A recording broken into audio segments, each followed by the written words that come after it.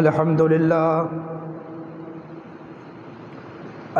لله نحمده ونستعينه ونستغفره ونؤمن به ونتوكل عليه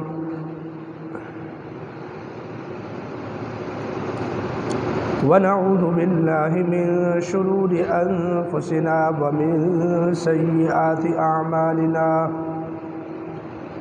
من يهده الله فلا مضل له ومن يضلله فلا هادي له ونشهد أن سيدنا وسندنا ومولانا محمدا عبده ورسوله أما بعد فأعوذ بالله من الشيطان الرجيم بسم الله الرحمن الرحيم لقد من الله على المؤمنين إذ بعث فيهم رسولا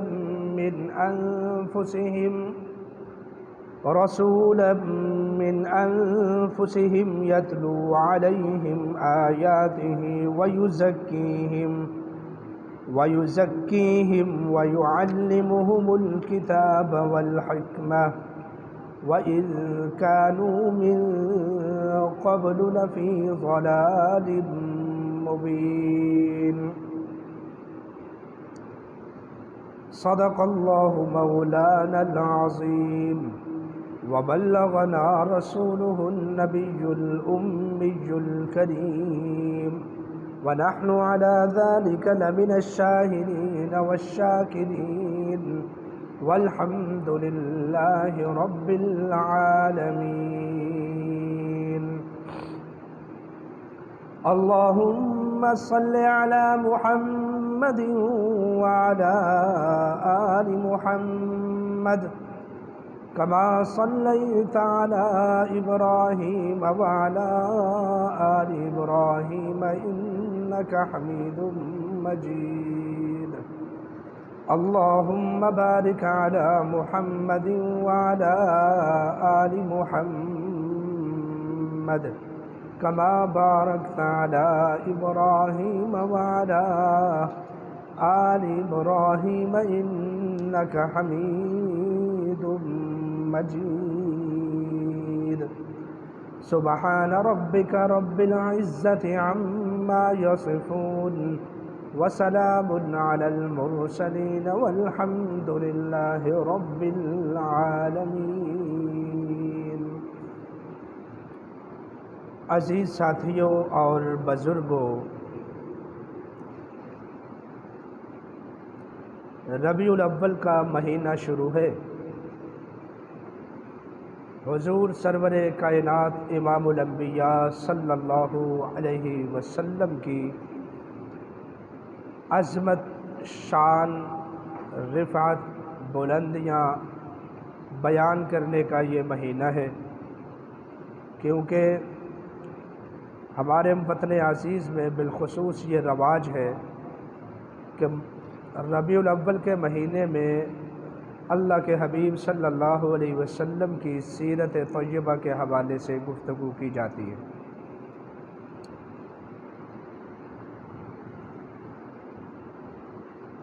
آج انشاءاللہ العزیز ہم بھی اللہ کے رسول صلی اللہ علیہ وسلم کی سچی سیرت قرآن و سنت کی روشنی میں بیان کرنے کی کوشش کریں گے،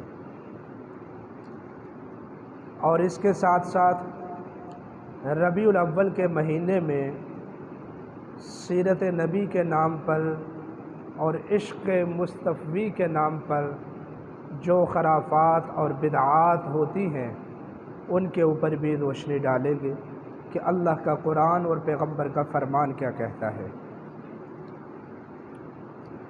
سب سے پہلے تو یہ بات سمجھیں، آقا نامدار حضور سرور کونین امام الانبیاء سرتاج الرسل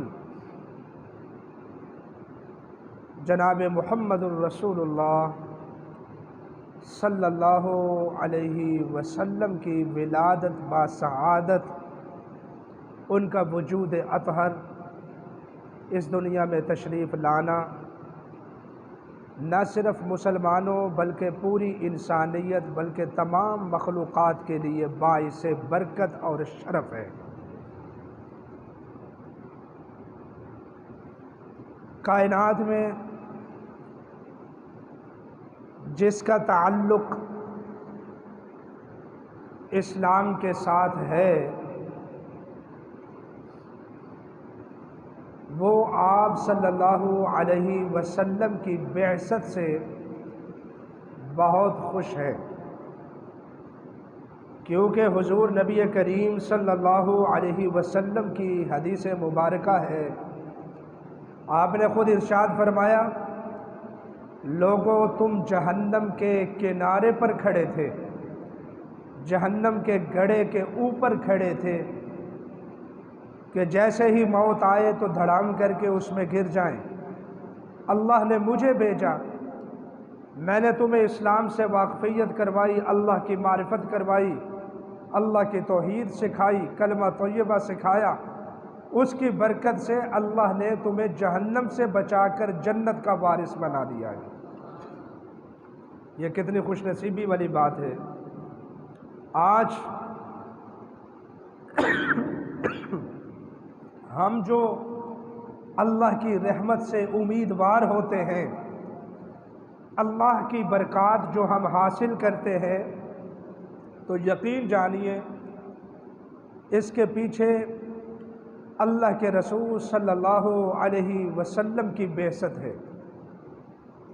آپ تشریف لائے، انہوں نے انسانیت کو جینے کا طریقہ سکھلایا، بڑے کو چھوٹے کا ادب سکھلایا، جھوٹ کتنی بڑی ہلاکت ہے یہ سمجھایا، یعنی معاشرے میں اتنی تبدیلی آ گئی، اسلام کے نفاذ کے ساتھ اتنی تبدیلی آ گئی کہ لوگوں کی عزتیں بھی محفوظ، مال بھی محفوظ، جان بھی محفوظ، بیٹیاں بھی محفوظ، کاروبار بھی محفوظ، کسی قسم کا کوئی خطرہ لاحق ہی نہیں ہے، اور سب سے بڑھ کر ایمان بھی محفوظ، اور اللہ رب العزت نے آپ صلی اللہ علیہ وسلم کے ماننے والوں کو جنت کا وارث بنا دیا۔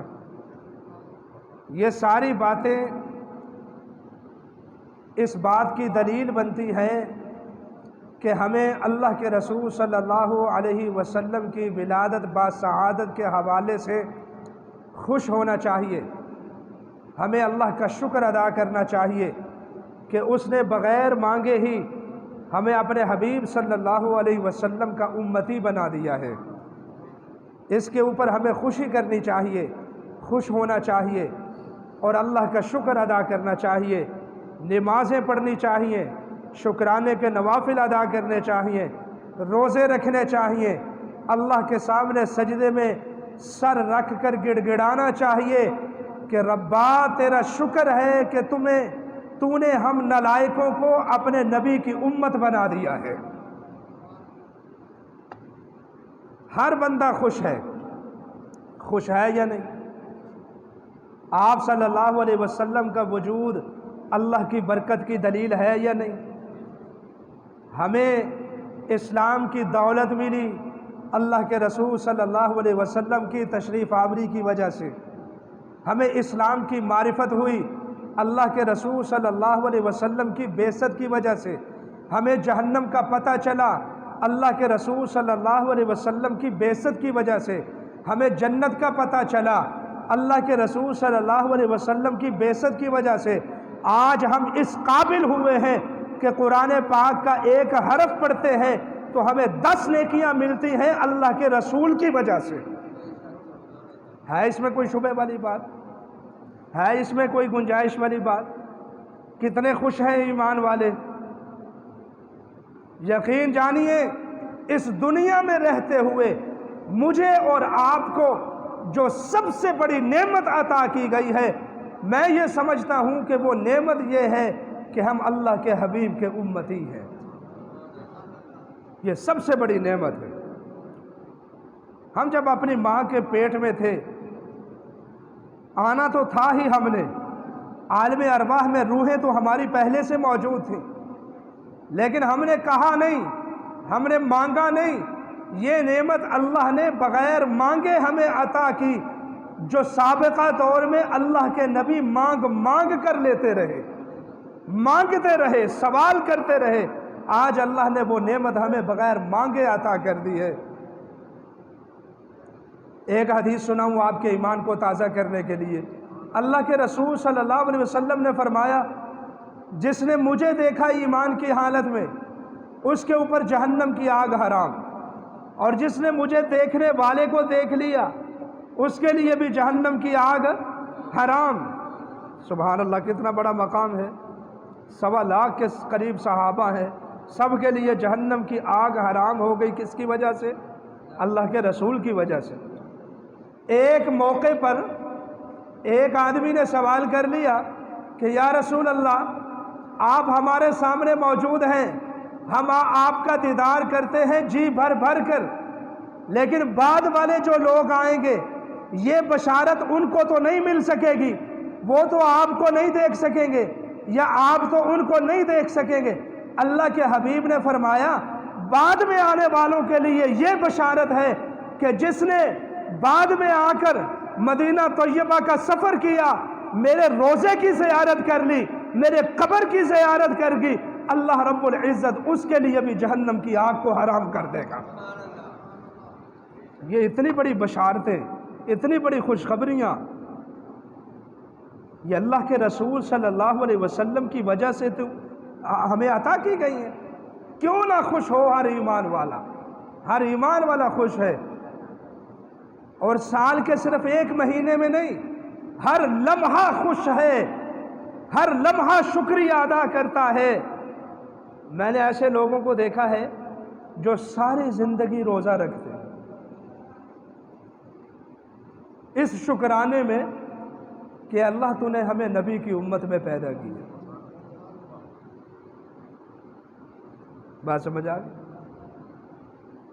ہر بندہ خوش ہے۔ یہ جو آیت سنائی جاتی ہے قُلْ بِفَضْلِ اللَّهِ وَبِرَحْمَتِهِ فَبِذَلِكَ فَلْيَفْرَحُوا، میلاد کے حوالے سے کہ اللہ نے 2 نعمتیں دی ہیں، ایک اللہ کا قرآن ہے اور دوسرے اللہ کے نبی صلی اللہ علیہ وسلم کا وجود اطہر ہے۔ ان دونوں کے حوالے سے ایمان والوں کو خوش ہونا چاہیے۔ ہر بندہ خوش ہے۔ قرآن پاک کی نعمت کو لے کر خوش ہیں یا نہیں خوش؟ اللہ کے رسول صلی اللہ علیہ وسلم کی بعثت کے نعمت سے خوش ہیں یا نہیں خوش؟ ہر بندہ خوش ہے۔ اب میں بات کو ایک دوسری طرف لے جانے والا ہوں، ذرا توجہ کیجئے گا۔ سب سے پہلے یہ بتانا مقصود تھا کہ اللہ کے رسول صلی اللہ علیہ وسلم کے وجود اطہر کی وجہ سے، ان کی بعثت اور تشریف آوری کی وجہ سے ہر بندہ ہی خوش ہے۔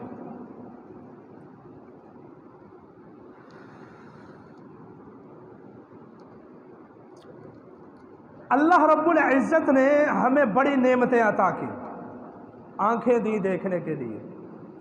ذرا خلوت میں بیٹھ کر سوچے تو صحیح، یہ آنکھیں کتنی بڑی نعمت ہے۔ سننے کے لیے کان دیے، کتنی بڑی نعمت ہے۔ چکھنے کے لیے زبان دی، بولنے کے لیے زبان دی، کتنی بڑی نعمت ہے۔ پکڑنے کے لیے یہ ہاتھ دیے ہیں، چلنے کے لیے یہ پاؤں دیے ہیں، دل دیا ہے، دماغ دیا ہے، بڑے ملکے دیے ہیں، یہ ساری نعمتیں ہیں۔ پھل پھول دیے ہیں، سبزیاں ترکاریاں دی ہیں، اناج دیا ہے، پانی دیا ہے، مشروبات ہیں، کائنات کی رونقیں ہیں۔ اور آج کے جدید دور میں جو نعمتیں ہم استعمال کر رہے ہیں وہ تو ہمارے بڑوں نے بھی استعمال نہیں کی۔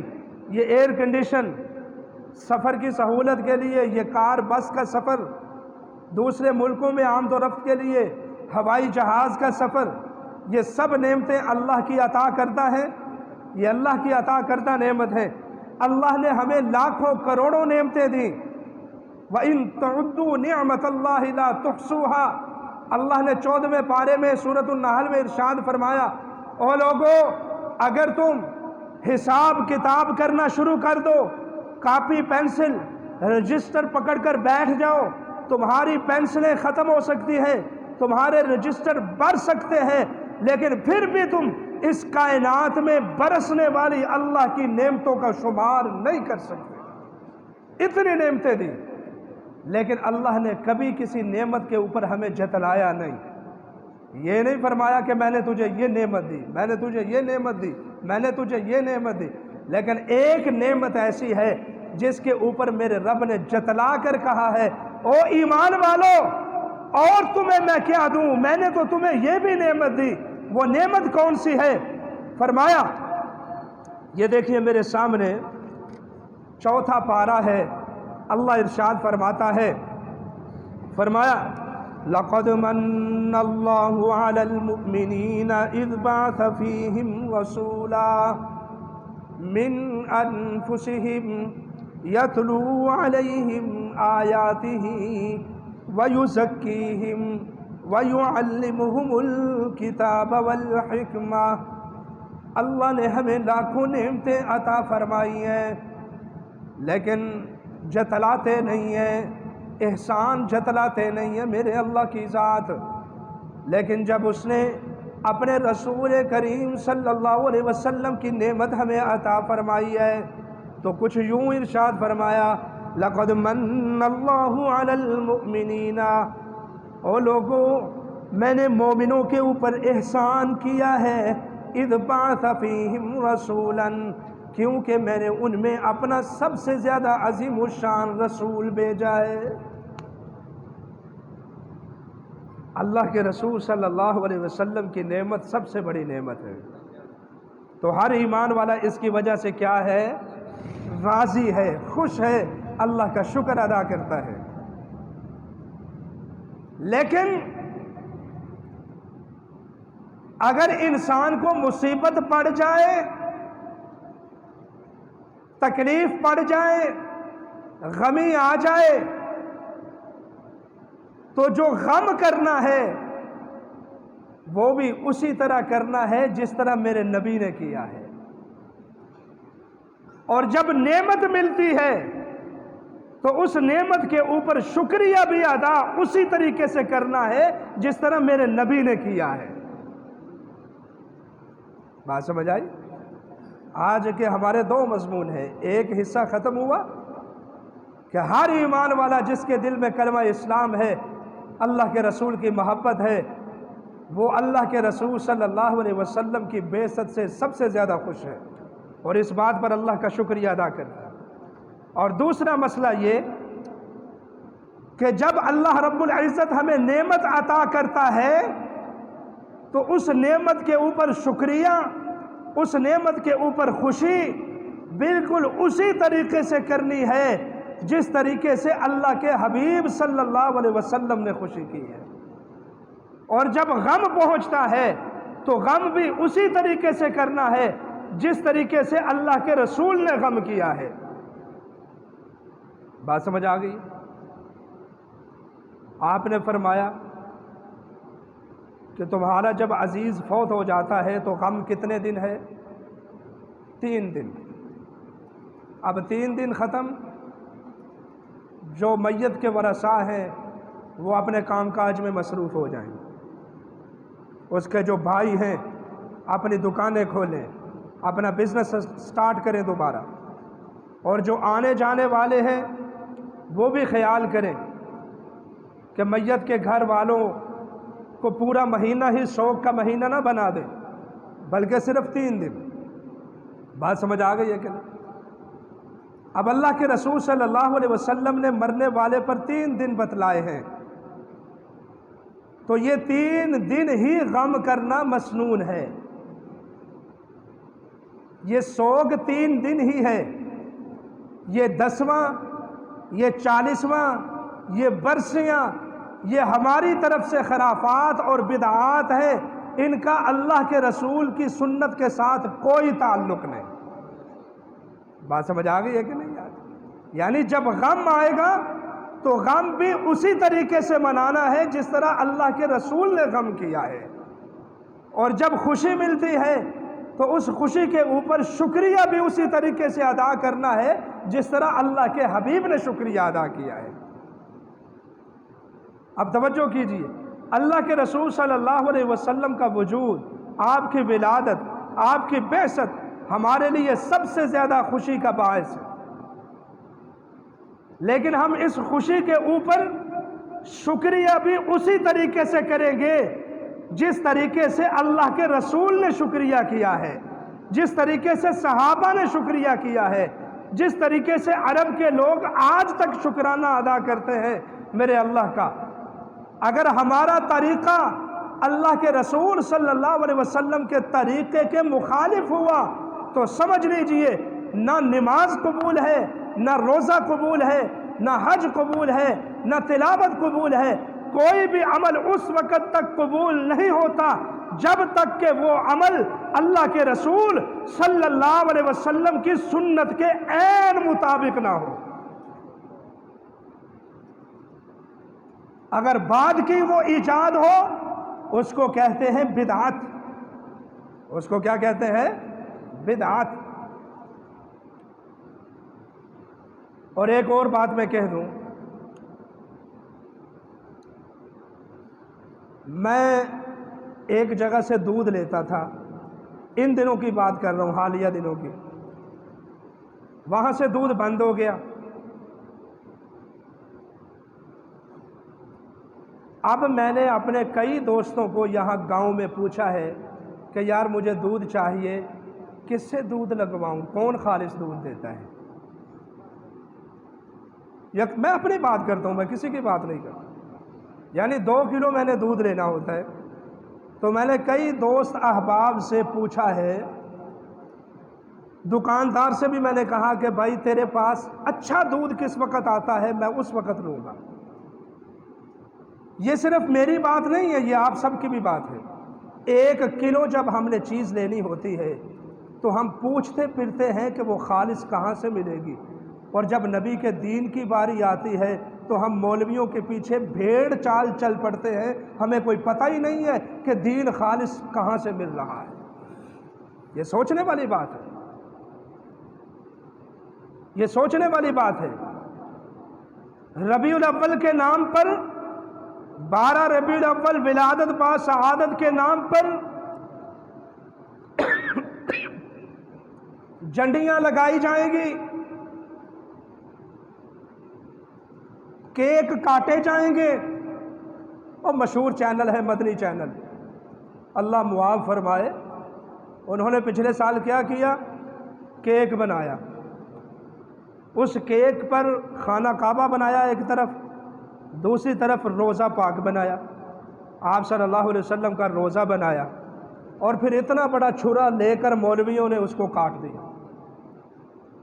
روزہ رسول کے ماڈل کے اوپر بھی چھری چلا دی، خانہ کعبہ کے اوپر بھی چھری چلا دی، اور پھر تھوڑی دیر کے بعد خانہ کعبہ کو بھی کھا گئے، روزہ رسول کو بھی کھا گئے۔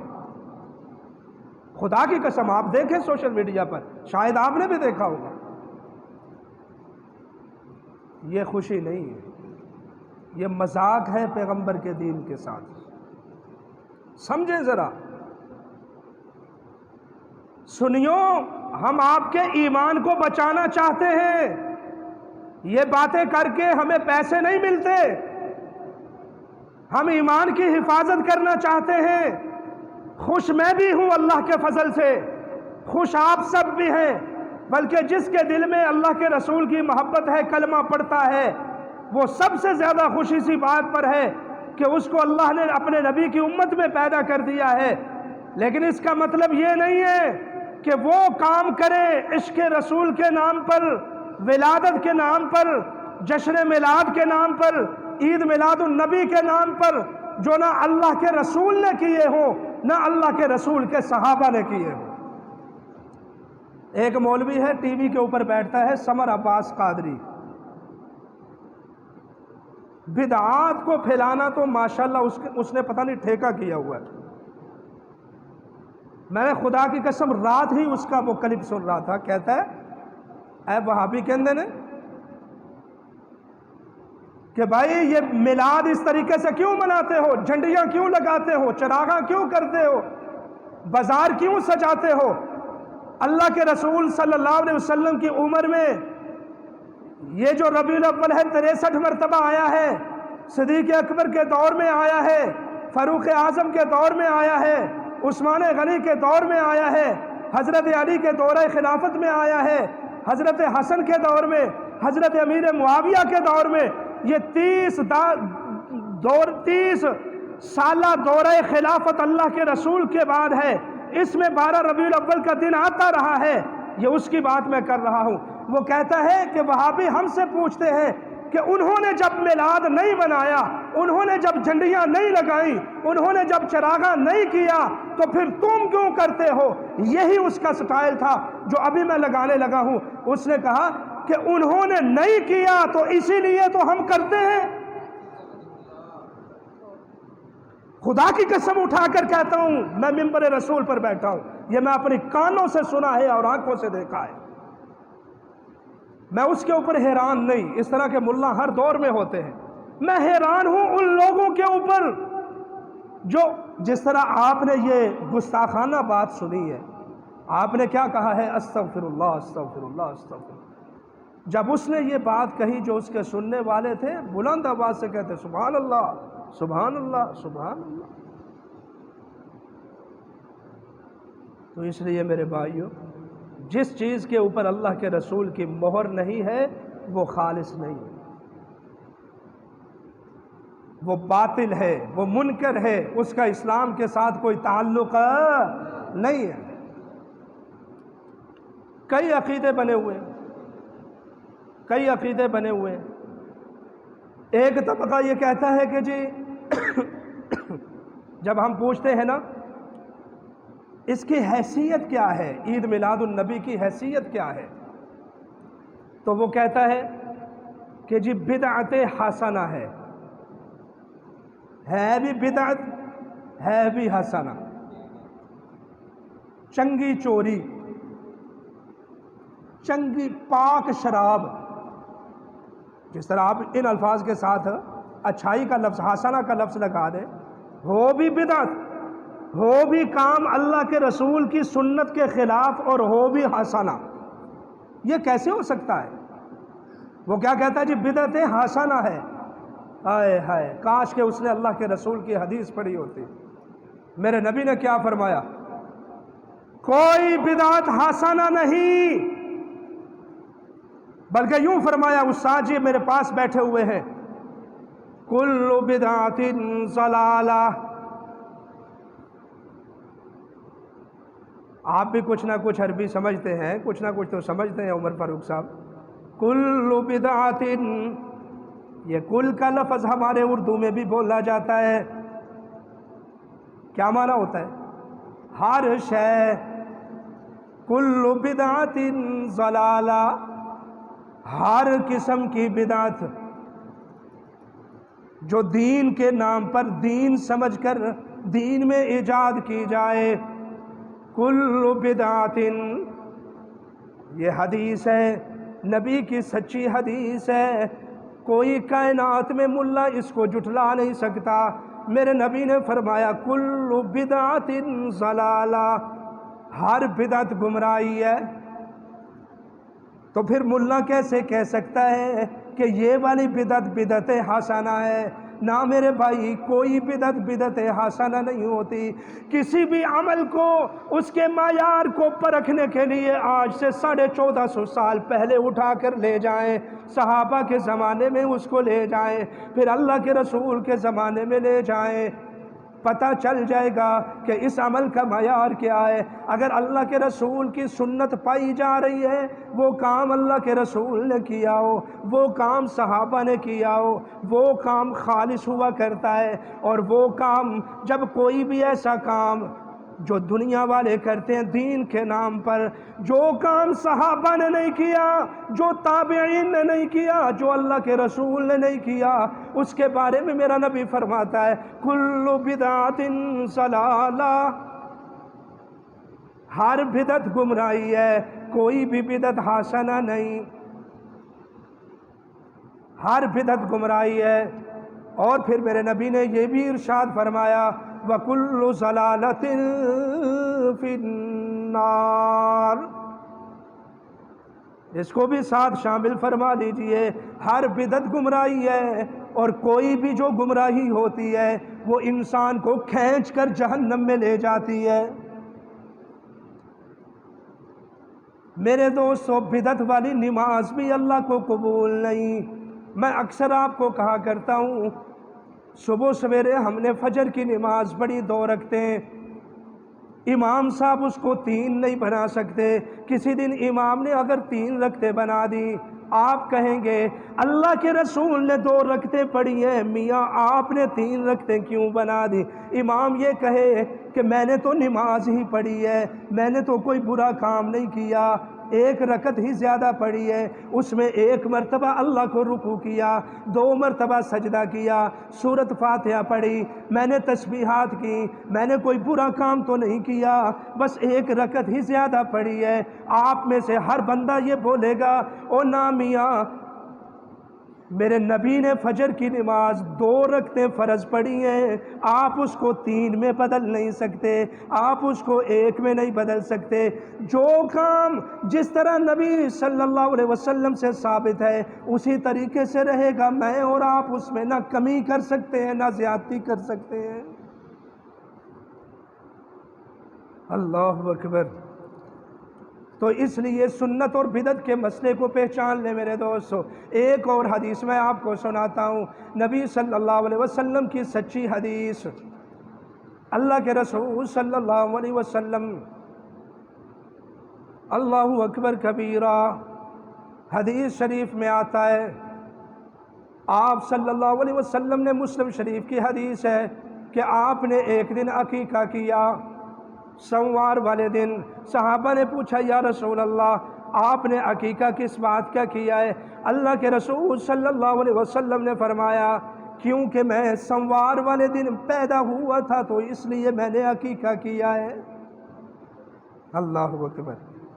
میرا فریق مخالف اس حدیث کو سنا کر بھی میلاد ثابت کرنے کی کوشش کرتا ہے اور کہتا کیا ہے، اور دیکھو اللہ کے رسول صلی اللہ علیہ وسلم نے خود خوشی کی ہے تو ہم خوشیاں کیوں نہ منائیں؟ میں کہتا ہوں میرا دوست، خوش میں بھی ہوں، خوش ایمان والے بھی ہیں، پاکستان والے بھی خوش ہیں، جو انڈیا میں مسلمان رہتے ہیں وہ بھی اللہ کے رسول کی بعثت سے خوش ہیں، جو سعودی عرب میں رہتے ہیں، جو عراق اور شام اور فلسطین میں رہتے ہیں، جو کشمیر میں رہتے ہیں، جو امریکہ میں اور روس میں رہتے ہیں، جو چین میں رہتے ہیں، جہاں جہاں بھی جو مسلمان رہتا ہے وہ اس بات پر بے حد خوش ہے کہ اس کو اللہ رب العزت نے اپنے حبیب صلی اللہ علیہ وسلم کی امت میں پیدا کیا ہے۔ خوش ہم سب ہیں، لیکن خوشی کے اوپر جو شکریہ ادا کرنا ہے وہ شکریہ بھی اسی طریقے سے ادا کرنا ہے جیسے میرے نبی نے ادا کیا۔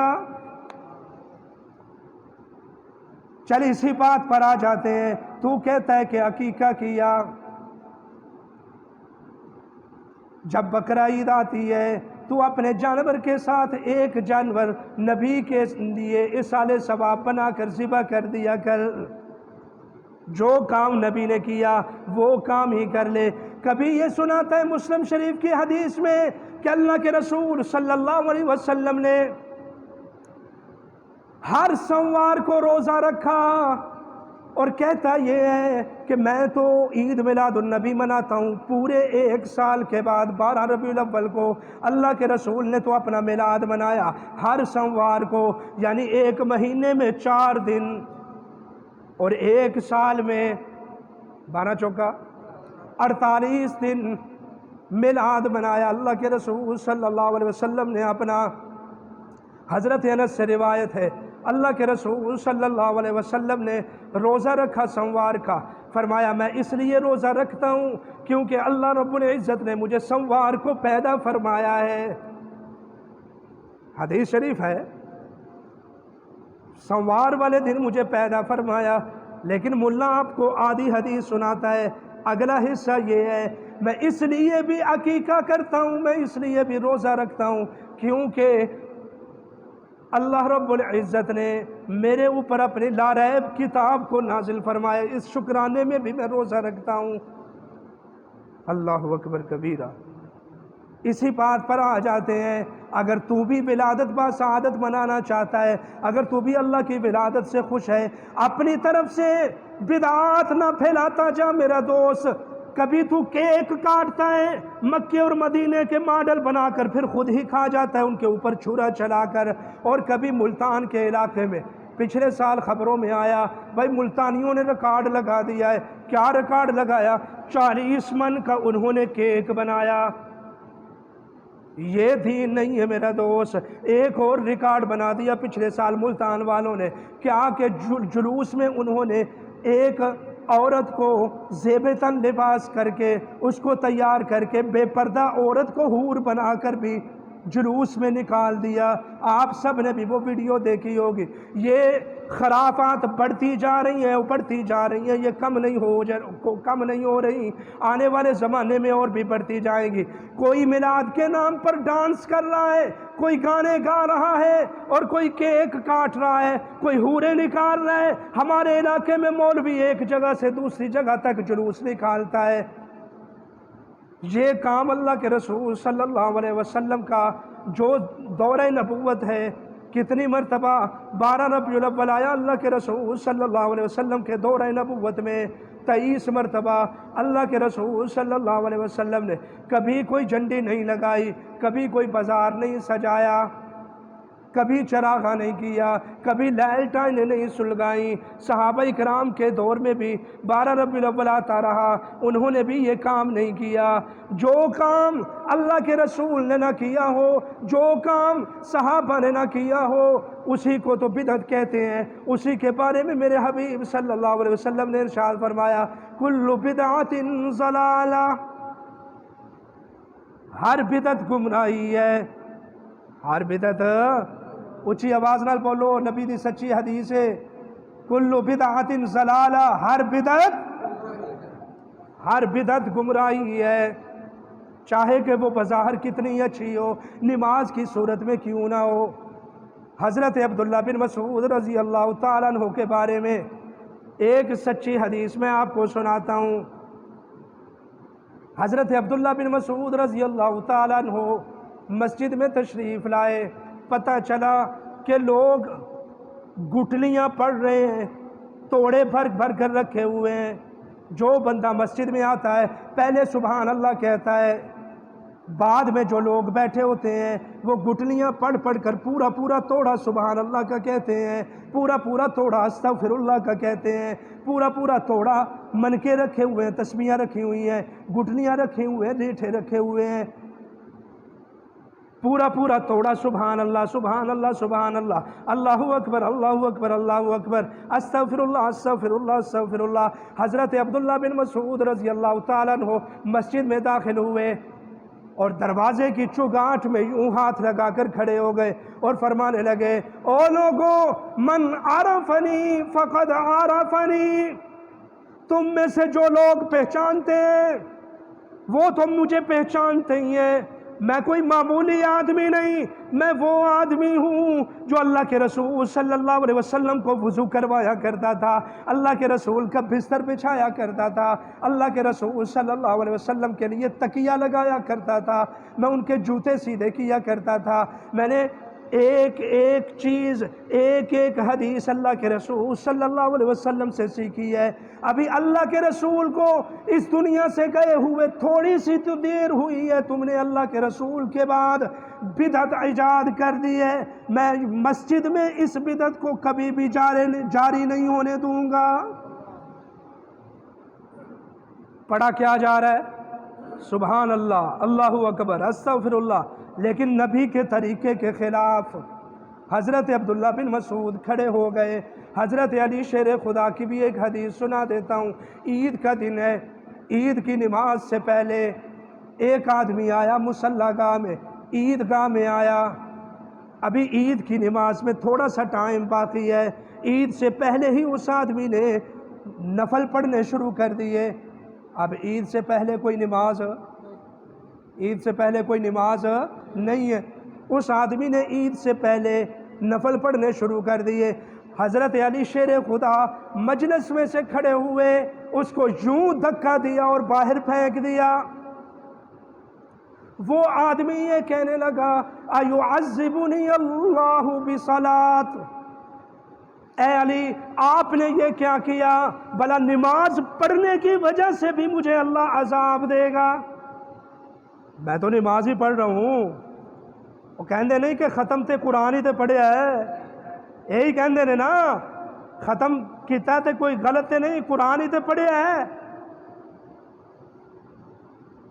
وہ آدمی یہ کہنے لگا کہ کیا نماز پڑھنے کے اوپر بھی مجھے اللہ عذاب دے گا؟ حضرت علی نے فرمایا میاں تو مسئلہ نہیں سمجھا، نماز پڑھنا تو باعث ثواب ہے، نماز میں اللہ کی تسبیحات ہے، اللہ کی تعریف ہے، نماز میں نبی علیہ الصلوۃ والسلام کے اوپر صلاۃ و سلام ہے، نماز غلط نہیں ہے، نماز تو ہے ہی باعث رحمت، لیکن تو اس وقت نماز پڑھ رہا ہے جس وقت میرے نبی نے نماز نہیں پڑھی۔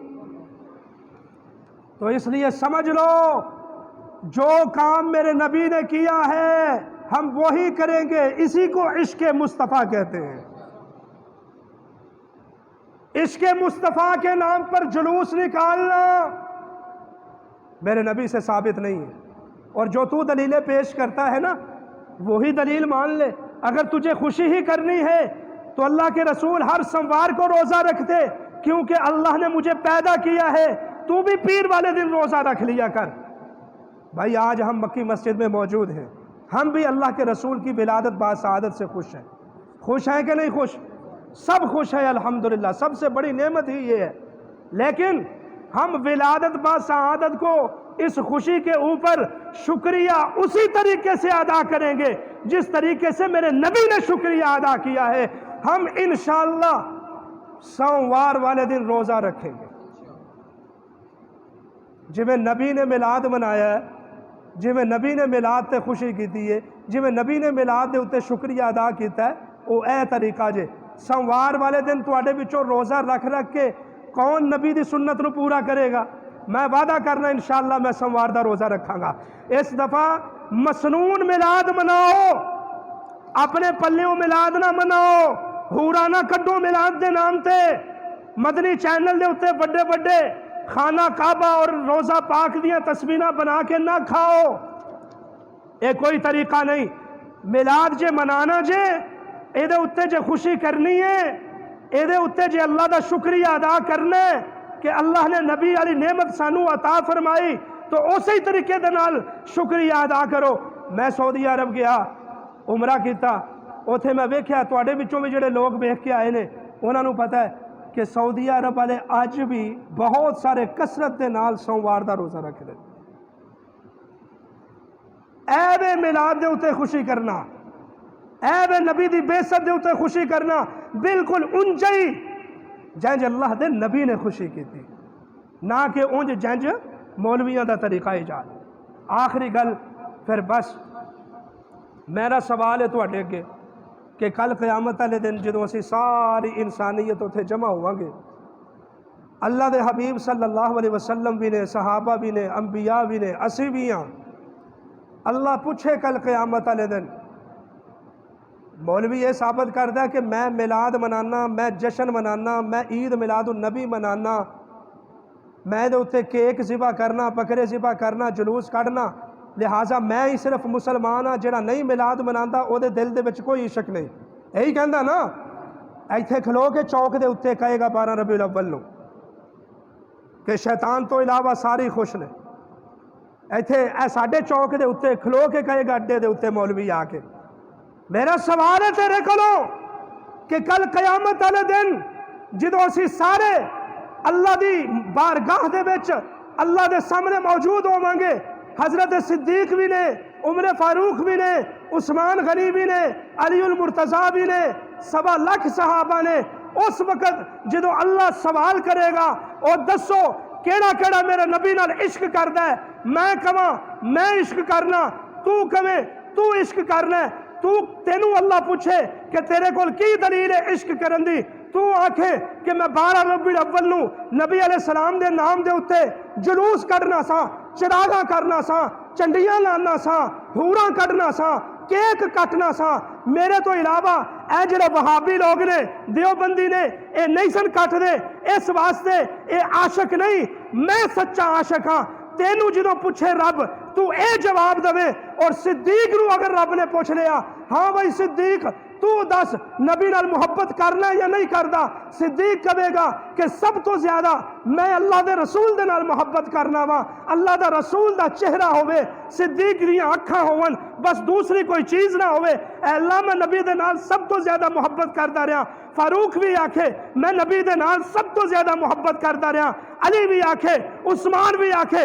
اللہ پوچھے دسو اس عاشق دی طرح چنڈیاں لائیاں جے کہ نہیں، میلاد منایا جے کہ نہیں، جلوس کڈیا جے کہ نہیں، کیک کٹیا جے کہ نہیں، جلوس کیوں نہیں کڈیا؟ تے اس وقت یا تے صدیق سچا ہوئے گا یا پھر تو سچا ہوئے گا۔ اگر صدیق سچا ہے تو پھر نبی دا دین بھی سچا ہے۔ اگر صدیق سچا ہے، صدیق نے میلاد نہیں منایا، چنڈیاں نہیں لائیاں، جلوس نہیں کڈیا، تے خدا دی قسم یہی مذہب سچا ہے جڑا اج اللہ دے رسول دے نام دے اوتے نہ جلوس کڈدا ہے نہ چنڈیاں لاندا ہے۔ بات سمجھ آ گئی کہ نہیں؟ وما علینا الا البلاغ المبین۔